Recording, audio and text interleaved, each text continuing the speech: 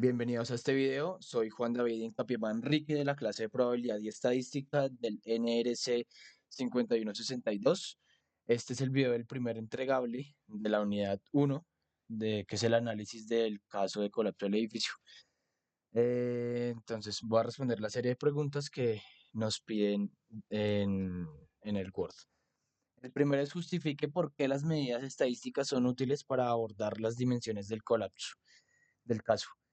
Primero, la comprensión de los datos, las medidas estadísticas como la media, la mediana, la moda, la varianza, entre otras, proporcionan una visión general de los datos, permiten entender la tendencia central de los datos y de la dispersión. El segundo es la identificación de patrones y relaciones. Las medidas de correlación y regresión pueden ayudar a identificar las relaciones entre diferentes variables. Por ejemplo, podrían encontrar una correlación entre la calidad del suelo y la probabilidad de colapso de edificio. Tercero, la predicción y modelado. Las medidas estadísticas también son esenciales para el modelado predictivo. Por ejemplo, podrían usar la regresión lineal para predecir el comportamiento futuro basándose en los datos históricos. El cuarto es pruebas de hipótesis. Las pruebas estadísticas permiten probar las hipótesis formuladas durante la investigación. Por ejemplo, podrían querer probar si la diferencia de la resistencia de los materiales utilizados en la construcción tiene un impacto significativo en la probabilidad de colapso del edificio. Y quinto, la toma de decisiones basada en datos. Finalmente, las medidas estadísticas proporcionan una base sólida para la toma de decisiones, en lugar de confiar en la intuición o en las suposiciones. Pueden tomar decisiones basadas en los datos y respaldadas por el análisis estadístico. La segunda pregunta, segundo punto, es indicar la media, mediana y moda y desviación estándar del número de habitantes en la zona afectada durante los últimos 5 años. Para hacer estos cálculos, primero se deben organizar los datos en orden ascendente, así tal cual como se muestra en la presentación. En el caso de la media nos dio 10.880, en el caso de la mediana 10.800. No existe una moda porque el valor de la moda es el que aparece con más frecuencia y pues en este caso todos los valores aparecen una sola vez. Y la desviación estándar mide la cantidad de variación o dispersión de los datos para calcularla. Primero necesitamos calcular la varianza, que es el promedio de los cuadrados de las diferencias entre cada dato. Y la media. Luego la desviación estándar es la raíz cuadrada de esa varianza.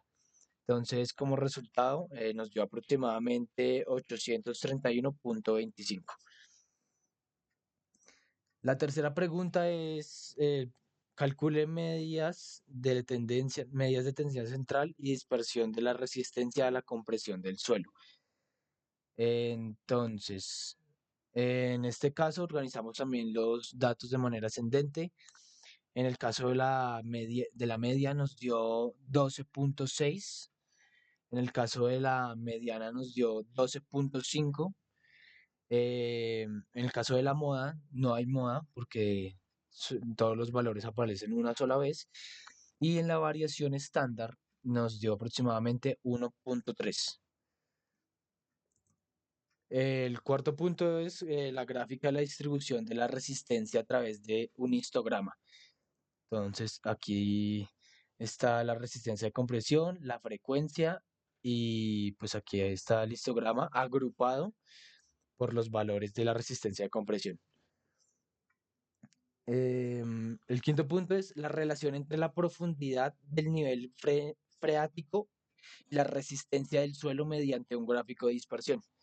Entonces aquí lo tenemos. Aquí está la tabla de los datos, la profundidad del nivel freático y la resistencia del suelo, también ordenados y con su respectivo diagrama de dispersión.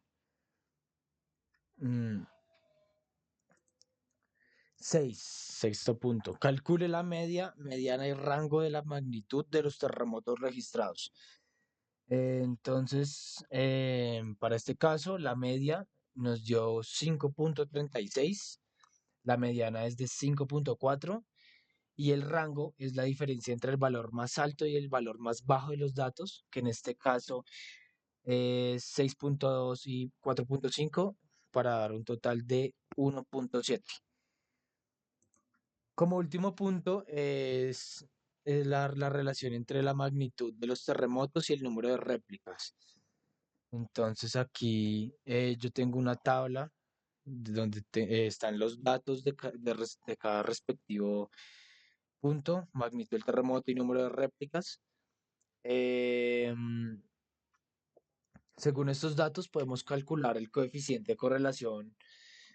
Si el coeficiente es cercano a 1, esto indica una fuerte correlación positiva, lo que significa que a medida que la magnitud del terremoto aumenta, también lo hace el número de réplicas. Y si el coeficiente es cercano a -1, esto indicaría una fuerte correlación negativa, lo que significa que a medida que la magnitud del terremoto aumenta, el número de réplicas disminuye. Y un coeficiente cercano a cero indicaría que no hay correlación fuerte entre las dos variables. También es importante recordar que la correlación no implica causalidad.